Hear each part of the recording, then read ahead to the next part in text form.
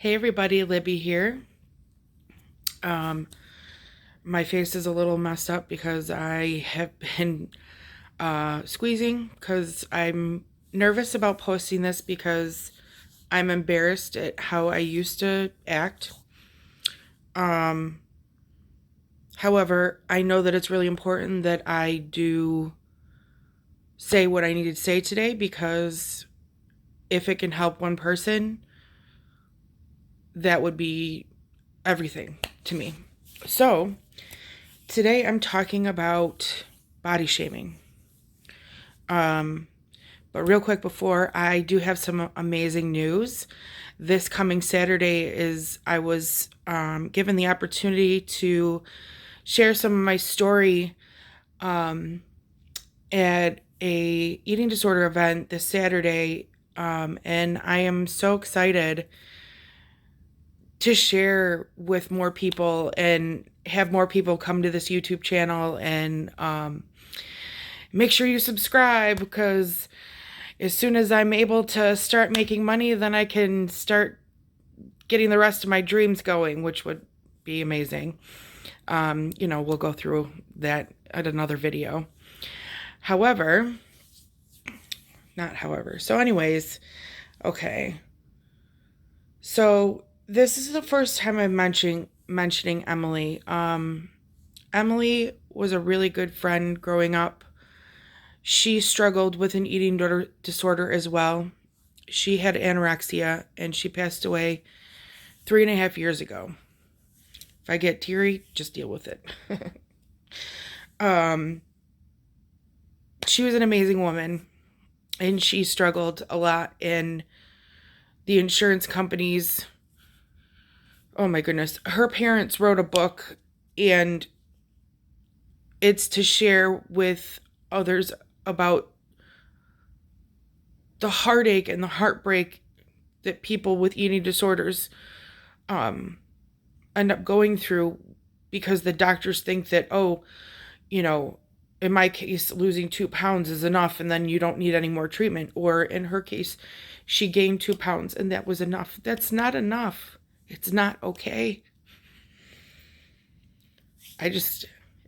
I'm so grateful for her parents and the fact that they are making sure that her memory is alive and that if anybody else doesn't have to go through what she went through, being denied treatment and everything, that would be amazing. Because I wish she was here on this journey with me. It would have been really, really cool if she could be. So, part of me, why I'm telling you a little bit about Emily is because that's part of my shame. I would have never told Emily that she needed to eat some sandwiches or anything like that because no person needs to be body shamed. No one. So why in the world would I go around and see a skinny girl and say, "Oh, she needs to eat some sandwiches"? It was my own stuff. It was my own inner dialogue saying, I'll never be that skinny. If they just knew that they could eat, then they would be fine. And I know that probably didn't even make sense, but it made sense in my head. I just I know now that it doesn't matter what size you are. You can be shamed for being who you are. That you don't eat enough food or you eat too much or you eat too much and then you throw up. However, it happens. What you're going through, don't ever put yourself down because it's hard. Every single day can be really hard. Even with the gratitude and, all the other things that you can do, it still can be hard. And that's normal. Um, so what I'm going to do is I have stuff written down. That's why I'm looking away from the camera. Um, Okay, so part of this is actually from an article. So I had a friend come to me and talk to me about being fat shamed, and it just, I didn't have a topic for my video, and it seemed like a perfect fit because there are things that you can do when it happens to not internalize it so much. There's always a choice. Um it's anger is a completely valid response, and that's okay. So, when I did a little bit of research, I couldn't really find very much except for this article that ended up being like the best thing ever. And it's from November 9th of 2015, by Bustle, I think it is Bustle. And then, so it's 7 things to remember when confronted with body shaming by Amanda Richards. So I used several examples from her post.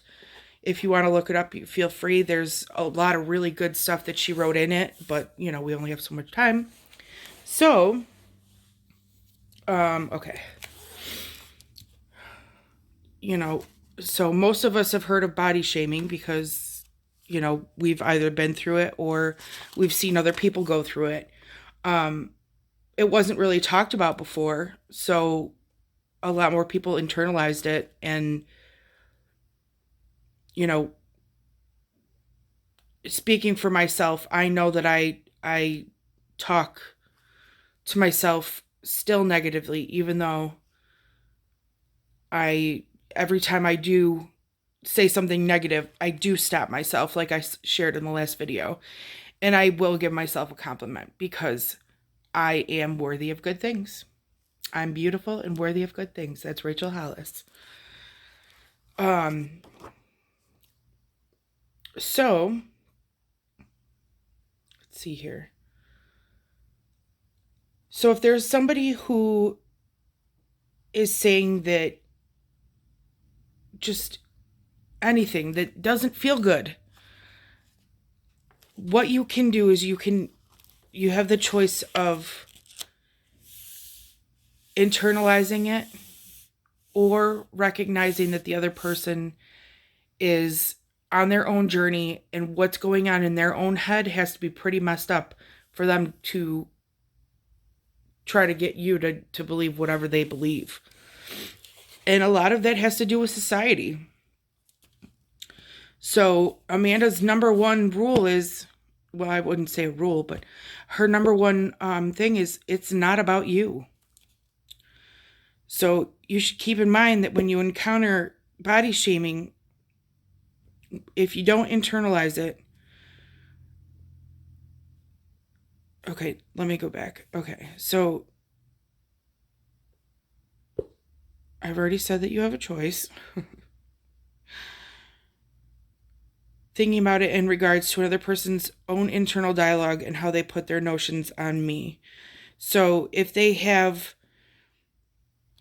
whatever they are and they put it on me, I can take a step back and just say, okay, this is how they feel, and that's probably how they feel about themselves.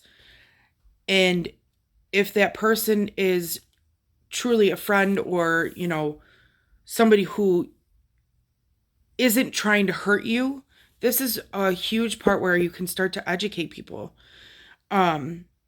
Just sharing that your comments aren't helping me feel good about myself, and I have enough chatter in my own head. Or I'm not sure where I wouldn't say where your head is at, but I'm not sure where you're coming from, because that's not my reality. My reality is I am a good person. I am a kind person. I'm a beautiful person, regardless of how I look on the outside. Okay. So, yep.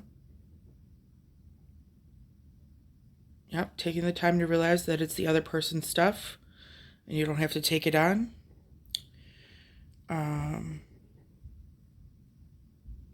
Beware that there will always be people who don't care.